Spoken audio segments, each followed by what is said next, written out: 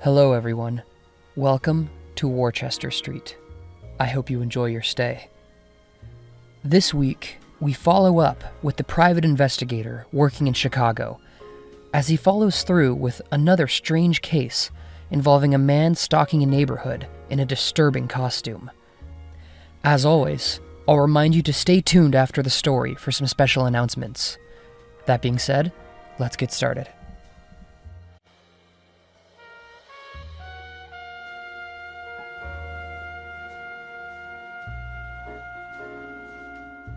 A few days back, I was sitting in my apartment office when my phone rang. The voice on the other end was gruff, and he introduced himself as the owner of McKinley Penitentiary here in Chicago. "I have a problem with one of my buildings," he said, "and I've been told that you're the man to seek out for this sort of thing." "It depends on the problem," I said, "but I can probably be of some assistance, yeah." "As you may know, McKinley Penitentiary has been around for nearly a century, and it's been abandoned for at least a decade," he said. "I'm planning on having it torn down so I can build something else there. The only problem is that I've been getting reports of a squatter living inside. I want you to investigate and give him an eviction notice, if he's actually real." "What kind of rumors have you heard?" I asked. He grumbled. "Just some silly things on the news. Someone saw him heading towards there after he scared them, or something." He forced his tone to be polite. "There are many laws around destroying these kinds of buildings, and checking for squatters is one of them. If you can do it quickly, I will make it worth your while." I thought it over, and decided to take the case. The owner went on to tell me that he'd gone inside looking himself, but that he hadn't found anything. I wasn't surprised. McKinley Penitentiary was massive. They say that back in its heyday, it held over 3,000 inmates. It was easy enough to find rumors about the guy with a simple search online. Apparently, he had a habit of freaking out families in the neighborhood while dressed in some costume. My first step was to check the name of the family that had complained from the news story, then to look them up in the phone book I keep handy. Yeah, I know, they still exist. I rang the number from the book, and a woman answered the phone. I spoke with a tone of authority. "Am I speaking with Miss Martin?" I asked. "Yes, that's me. How can I help you?" the voice said. "I'm the lead investigator looking into what happened to your family a few weeks back with the man you saw." "Oh, are the police finally looking into that? Thank goodness. I haven't felt safe in this house since." I ignored her question about the police. It's amazing what speaking with a confident tone will get you. "Is there a time later tonight that I can stop by to speak with you about it?" Sure," she said. "Why don't you come by around 7? I stopped by their house wearing a white button-up polo shirt and a nice jacket with a tie. I also had my driver's license and concealed carry card in a leather case hanging on a chain from around my neck. It wasn't enough for me to be arrested for impersonating an officer, but it was just enough to give that impression to a family that might not know any better. I interviewed the mom first, asking her about that night. She was hesitant, but eventually told me what happened. "It was something like 9 o'clock Monday night," she said. "We just had our family home evening, and we're all putting away desserts when I heard the dogs barking in the living room. I thought someone was at the front door, so I started walking towards it. When I saw something out of the corner of my eye through the window, I turned to look and saw this huge man pressed against the glass. He was wearing..." She shook her head in confusion. "He was wearing what looked like a costume of Mickey Mouse, only the eyes of the costume were missing, and he was just staring at me through them." She shuddered at the memory. "I shrieked, and the man turned to run away through my yard. My husband chased after him, but by the time he got out there, the man was already almost out of sight." "And he ran off towards the prison, is that it?" I asked. She nodded. "We saw him hop the fence." I had started to get up to leave when I noticed that the TV in the living room had a new video game console underneath it. I looked over the house and saw a backpack thrown on the kitchen table, a backpack too big for an elementary school student. I turned back to the mom and asked if her son was home to talk. She nodded and walked up to the basement door, calling her kid into the living room. He had long hair, wore a 21 Pilots t-shirt, and looked like he wanted to be anywhere but in a room with me. "So, what do you like to do around here?" I asked. "I don't know," he said. "Skateboard, video games, stuff like that." "You ever make your way into the jail nearby?" I asked. He stiffened and looked at me with narrowed eyes. "Listen," I said, "I don't care if you trespassed over there. All I want to know is where I can find the guy who's creeping around here." He sat in silence for a moment, staring at the ground, but finally nodded. "We were walking in the cell 4 area when we heard him. It's supposed to be the oldest part of the jail." He looked up from the ground to look at me. We were just looking for ghosts is all." I made a note about what he'd mentioned about cell 4, then thanked him and his mom and stepped out of the house. The guy had probably followed this kid home, I realized. I made my way towards the car and felt the soft patter of rain on the backs of my hands and hair and smiled in spite of myself. I love the feeling of making progress in a case. I drove through the city, back to my apartment where I'd left the schematics for the prison. I played night call, thought about my next steps, and felt the night feeling as I drove under the city lights in the rain. I picked up the schematics for the prison and drove towards it.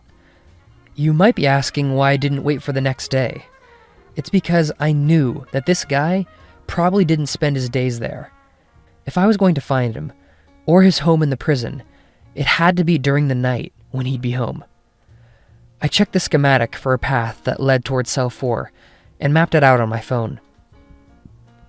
Finally, I arrived at the prison.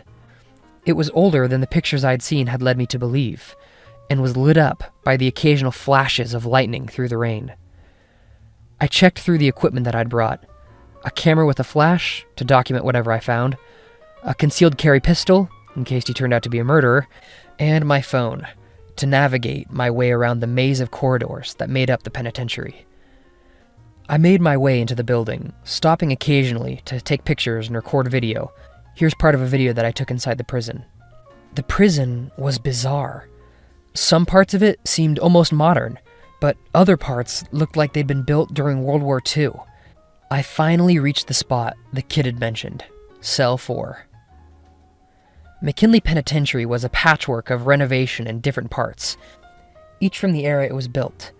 Cell 4 was the name of the oldest wing of the jail. You had to pass through an orange gate just to reach it. I was nervous about that, but the weight of my pistol comforted me somewhat. Here's the picture I took of the gate leading into cell 4. Just beyond the gate, the already abandoned prison got even worse. The walls were flaking paint, water gathered in puddles on the floor, and random debris was scattered everywhere. I turned a corner and saw a child's tricycle, of all things, sitting in the hallway behind some police tape. I figured that the owner had put up the police tape as a keep-out mechanism. Here's a picture of the tricycle. I stepped over the tape and continued down the hallway, lighting my way with the light from my phone and the occasional camera flash. I noticed a door along one of the corridors was marked with the symbol of stairs. I grabbed the handle and pulled it open. A wave of stench rolled up from the stairwell, thick and almost physical. It was horrendous, a mix of body odor, human feces, and something rotting. I staggered back, holding my nose. I held out my flashlight, but I couldn't see far down the steps due to a left turn after just a few feet. I thought about just leaving the eviction notice on the ground there, but I figured that wouldn't be enough for my employer. I moved my camera to my left hand and moved my right to the butt of my pistol in its holster. Then, I started down the stairs. At the bottom, I found the source of the stench. The stairs led out into a boiler room area. The right side of the room was covered in complex machines that I figured held some purpose a few decades back. The left side of the room, on the other hand, was covered in a pile of trash and refuse, so vile I can't even describe it. Rotting food, pee bottles, maggots, magazines. There were worse things that I'll have to leave to your imagination. I almost vomited, but held my hand over my mouth and managed to keep it down. Finally, I called out, "This is Investigator Watson. I'm here to let you know that you're being evicted." I paused to spit on the floor, barely able to hold down my vomit. "This building is going to be demolished, and you're being ordered to leave." Now that I was all the way down the stairs, the rain had faded to an almost silent patter. The only thing I could hear was my own coughing and shifting in the darkness. That is, until I heard a laugh come from around the corner. A voice came echoing down the hall. "We stayed here for too many years now, so now it's ours. They brought us here, and now we're staying. You should stay too." The voice laughed again, and I brought up my camera to take a picture. The camera flashed out, and I saw him standing across from me. The man was massive, at least 6'5", and wore a putrid and filthy Mickey Mouse costume. It looked like the eyes of it had been chewed away. I know scale is hard to see here, but this man was massive. Here's the picture I took. I stumbled backwards and heard his footsteps coming towards me. I turned and ran back up the stairs, his laugh echoing from behind me. I shoved my hand into my pocket as I ran and pulled out the eviction letter, throwing it on the ground as I made my way up the stairs. I got lost a few times on my way out and kept one hand on my pistol, but eventually found my way back out to my car. This maniac had followed that kid home. I didn't think he could track me, but my skin crawled with the thought. I took the long way home, driving for over an hour. Even with all that, I didn't sleep well in my apartment that night. The next day, I called the owner and told him what had happened. He agreed that it had been more than enough and scheduled the demolition to move ahead. It's due to happen in a few weeks, and hopefully that'll be the end of it. I hope you all enjoyed this story. If you've watched to the end of the story, let me know by leaving a like. Also, leave a comment saying what you thought. I'm still working on a part 2 for my cyberpunk story and the Behemoth story. I really enjoyed working on the cyberpunk story and feel it's one of my better works, so if you feel like you might have any interest in a sci-fi cyberpunk style story, please go give it a shot. A huge shout out to my Patreon supporters Maureen Garcia, Lilith Scyther, and Melissa Priolo. You guys help make everything here possible. Over on Patreon, I'm going to be posting my planning processes, rough drafts, and some exclusive videos, so if you're interested in that, feel free to check out my Patreon. Your support means more than I can say. As always, thanks for watching, and I hope you've enjoyed your stay on Worchester Street.